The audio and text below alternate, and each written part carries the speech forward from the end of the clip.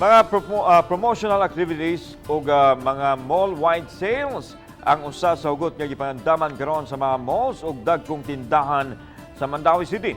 Gusto ang syudad nga ma-coordinate ang ingon ining kalihukan ug dili makaengganyo sa paglapas ni hinuon sa health protocols. Ana report ni Nico Serino.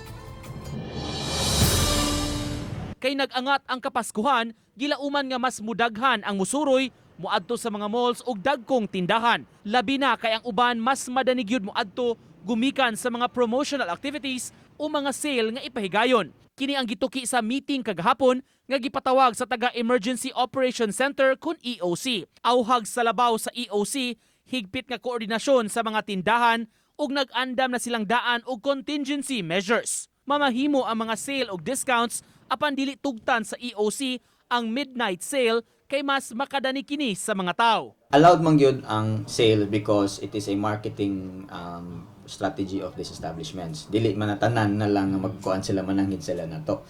Wala man eh. Kay ang ato mong gitan-aw diha is that since they're following, we expect them to follow the health standards and sa katong vaccination. Sa maong tigom gipahinumduman usab ang tagduma sa mga malls kalabot sa palisiya ug pagtuman gyud sa tanang health protocols. Gitugta naman ang mga bata sa mga malls kuyog sa mga nabakunahan na apan awhag ni malate sa mga ginikanan mamahimong responsable sa mga bata.